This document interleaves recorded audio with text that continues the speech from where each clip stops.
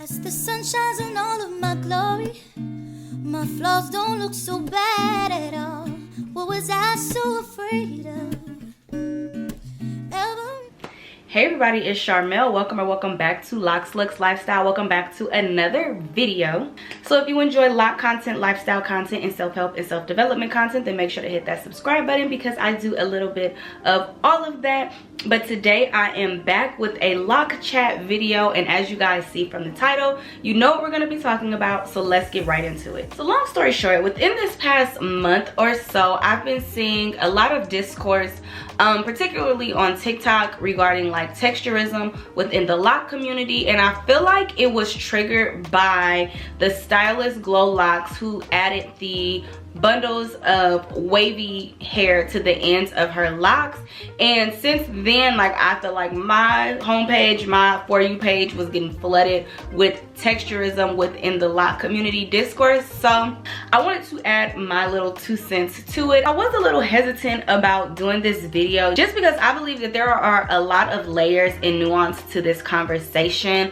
I actually filmed it and then I decided to just kind of scrap it, and then in my last vlog I kind of grazed over this topic and some of you wanted me to speak on it. So yes, I decided to just go ahead and refilm the video. So that's what we're going to be talking about today: texturism within the lock community. Sometimes when you speak on topics like this, like in the comment section, it has the tendency to get a little nasty. I feel like people end up throwing insults at opposing sides, and I really don't want that for this video. So I always welcome different opinions, but I also ask, let's keep it as respectful as possible. And so very straightforward.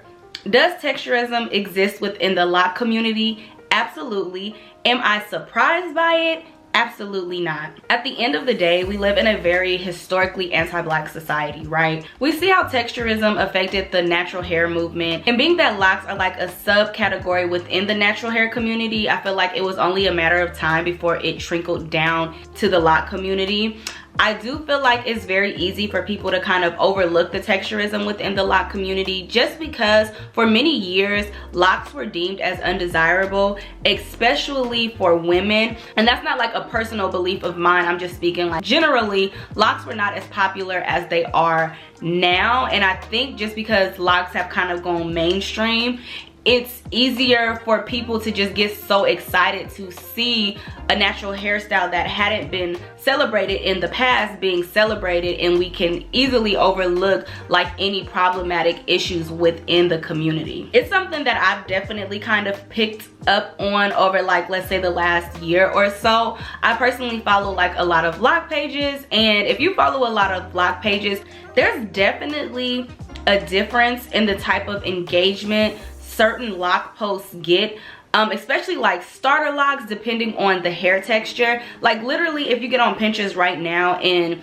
search like starter locks, if you scroll down, it will be flooded with a certain type of starter locks. They're always like the looser curls, the more elongated springy curls. A lot of the times when you're searching for like lock reference or inspo, it's not always easy to find like kinkier, coarser type of locks. I definitely believe that there is a certain type of look, a certain type of style of locks that is pushed on the front end of like the lock community, and that's slowly becoming like the face of, I feel like, the lock community right now. And I definitely think that it does a disservice to the lock community as a whole, just because it sets people up for a lot of unrealistic expectations when they go into their lock journey. So yes, the texturism within the lock community is definitely alive and well. And you know, as someone who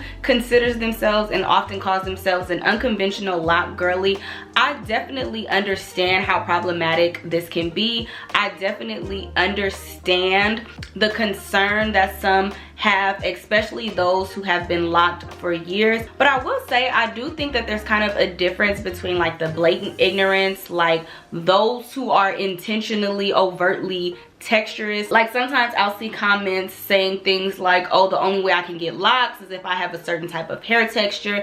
The only way I can get locks is if I have like a bundle of curly hair attached to the end of them. Things like that. I 100% believe that things like that need to be corrected, not the style itself. I personally like those type of styles. I don't think there's anything wrong with the styles themselves, but I do think the idea that the only way locks are desirable is if they have all these extra whistles and bells. That type of thinking definitely needs to be corrected and it needs to be called out. However, what I will say is that I definitely think that people and just the community as a whole can go about bringing awareness to this topic a little differently. And the reason I say that is because oftentimes when the conversation of texturism within the lock community is brought up, it's almost as if people want to discourage other black women from experiencing locks, which is something I do not agree with. I think it's beautiful that locks are now considered like a regular black girl hairstyle. At least in my time, I'm 32 and I started my locks 2 years ago, right before I turned 30. And up until that point, like, yes, I've seen women with locks, but again, it wasn't mainstream. It wasn't like a regular black girl hairstyle such as say braids or weaves or other type of styles. So personally, I love that locks have become just like a regular black girl hairstyle. And another reason I think we need to sometimes restructure the way we talk about this conversation is because oftentimes a lot of it comes off as nitpicking and it makes my ass itch. Like the type of comments that I read on certain videos and things like that, people who don't agree with certain trendy styles within the lock community, it just comes off very nitpicky. And like I said, I definitely understand the concern about what type of locks are being pushed at the forefront, but I feel like that oftentimes it gets lost within all the nitpicking. Whether you agree with it or not, there is definitely a spectrum within the lock community. There's always going to be a cultural, historical space.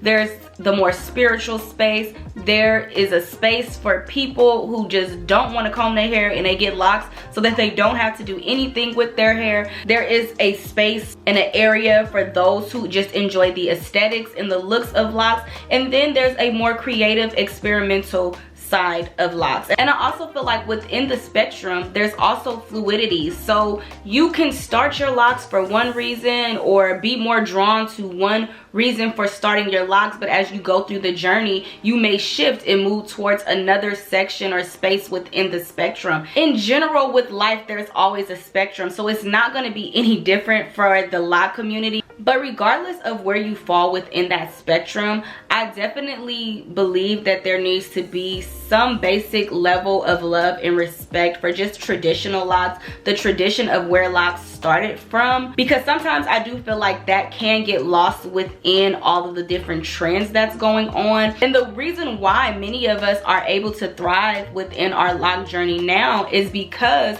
of those who were doing it before it was something that was mainstream. And me personally, I love locks of all styles. Like, I love seeing women with mature locks who have had their locks for years, always so regal and just luxurious to me. But I also enjoy like the new trends and the creativeness that's going on within the lock community now. And like I mentioned, while I do believe that the texturism is running rampant within the lock community, I also don't think that people experimenting with their locks automatically equals texturism. If we dissect anything enough, absolutely it'll probably be rooted in some type of anti-blackness, but on a basic level I don't think that people who may try new things or be experimental with their locks, it just doesn't automatically equal texturism to me. That's my personal opinion, and I personally feel like a lot of it is just nitpicking. Like, as I was looking at some of these videos on TikTok, reading through the comments, just some of the things that I would see, like for example, I didn't realize that people had such such a problem with other people combing out like the ends of their locks for like curly ends, and I've seen comments of people saying like, oh, people who comb out the ends of their locks are trying to prove to others that they have good hair.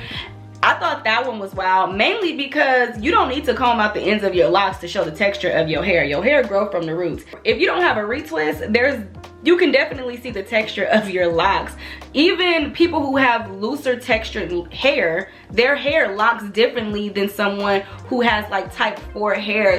So that one was a little wild to me, and it definitely came off as projection in my opinion, which is how I feel a lot of like these nitpicking comments are. A lot of it is projection in my opinion, and people's own insecurities. I also find these conversations pretty interesting just because it's interesting to see how people like pick and choose what's acceptable and what's not. Some of the people who have problems with curly ends or people combing out the ends of their locks, they also would have their baby hairs and edges laid down, right? And I don't have anything against either one of them, but I think it's interesting to see like what type of manipulation is acceptable and what's not. If you are against someone combing out the ends of their locks to have curly ends, what makes that different from you swooping and adding a little razzle dazzle to your edges to make your hairline and your edges appear more curly, smooth, wavy? If you get what I'm saying,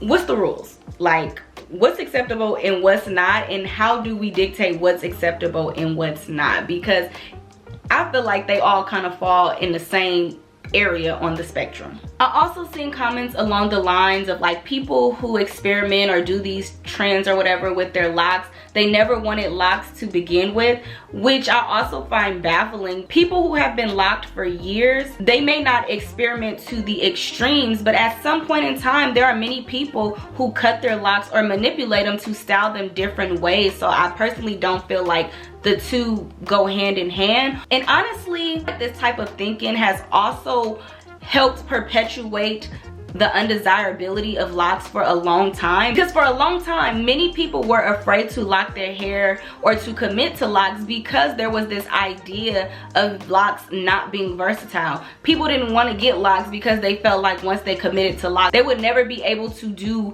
anything different to their hair again. And that's what I personally love about this new wave of locks, is that we get to see the versatility within the lock community. With locks, you aren't limited to just one look, and we see that now. Personally, I don't like, nor do I agree with every trend or some of the extreme things that some people may do with their locks. I personally don't always agree with it, but something that kind of frustrates me within the lock community is that we'll talk about like this journey, whether it's a self-love journey. I personally don't think everyone's locks is supposed to be a self-love journey, but just in general, oftentimes when we talk about locks, we talk about a lock journey, but we never allow people to actually experience the journey. When you're on a journey, there's going to be high points, there are going to be low points, there's going to be things that you have to sit and think about and say, maybe I should have done that differently. Maybe next time I'll try it a different way.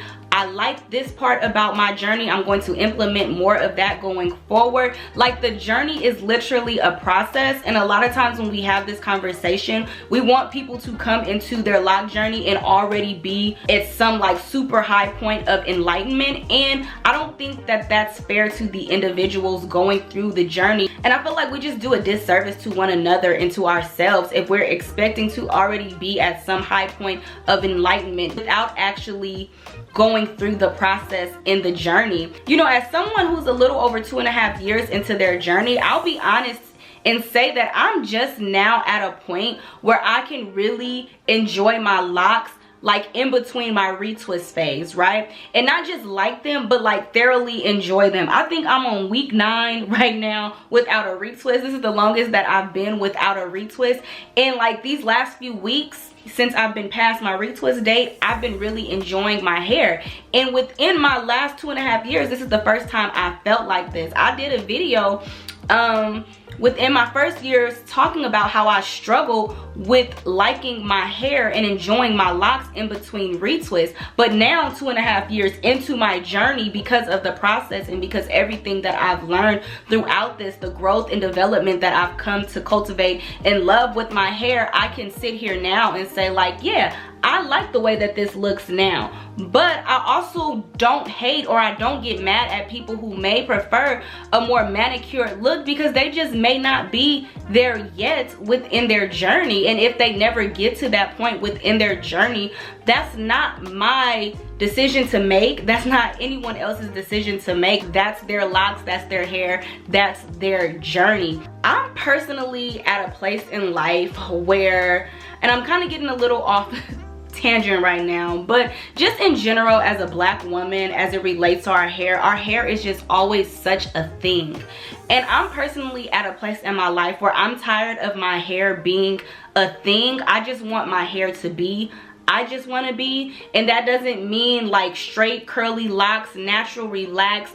What it could mean anything. When I wake up in the morning, I want my hair to be whatever I want it to be that day, that time, and in that moment. And I pray that in general, as Black women, we can all get to a place where we can allow our hair to just be. As much as I love my locks, as much as I have enjoyed this journey, I don't want my locks to be like this political statement. I know some people enjoy that, and if that's for you, I love that for you.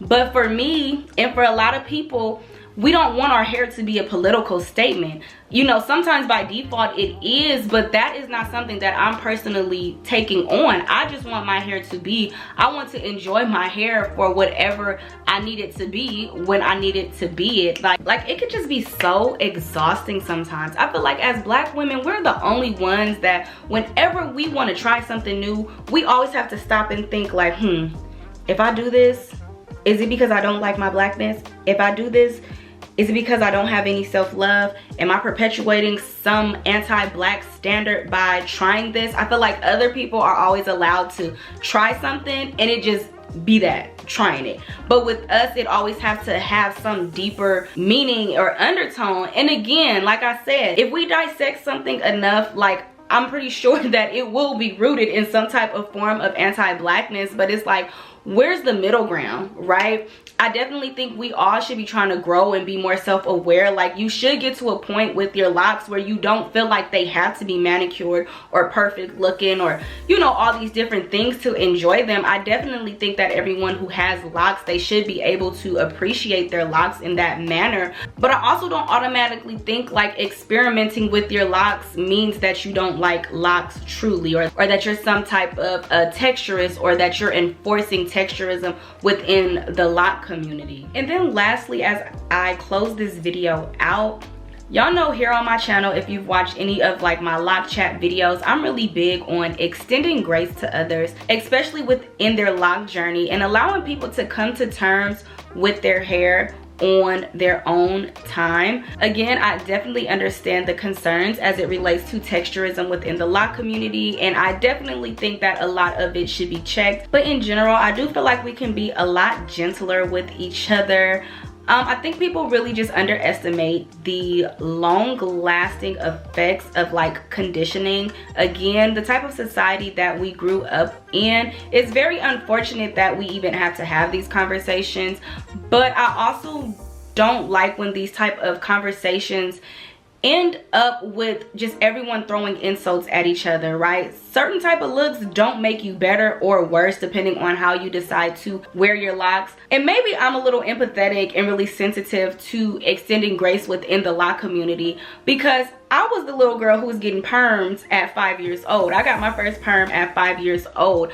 I didn't completely go natural until I was about 26. I think that's when I started transitioning, and then right before I turned 30, I decided to get locks. And personally, I know my hair has been a journey for me. I'm just now getting to a certain level of appreciation for my hair, not just my locks, but my hair as a whole, because I've seen the progress and the different transitions and everything that my hair is able to do. And so when we have these conversations, I feel like a lot of times we don't take into consideration the amount of work that it really takes to come into terms with your hair. And so if somebody is struggling with only seeing the beauty within their locks when they look a certain way, I think we should extend more love and allowing people to really get to a point where they can truly and genuinely love their locks. But I don't think that that will be done with all of the nitpicking and insult slinging and making people feel bad about the choices that they do with their hair. Because at the end of the day, outside of locks, just life in general, we are all just trying to make it one day at a time, stay sane, and really love ourselves through this chaotic world that we're living in. But that's gonna be it for this video, you guys. Thank you all so much for watching. Again, if you want to join the conversation, do it down in the comment section. Remember, keep it cute. But yeah, that's gonna be it. Don't forget to like, share, comment, and subscribe. Follow me on all of my social media platforms, and I will see you beautiful people in my next video. Bye.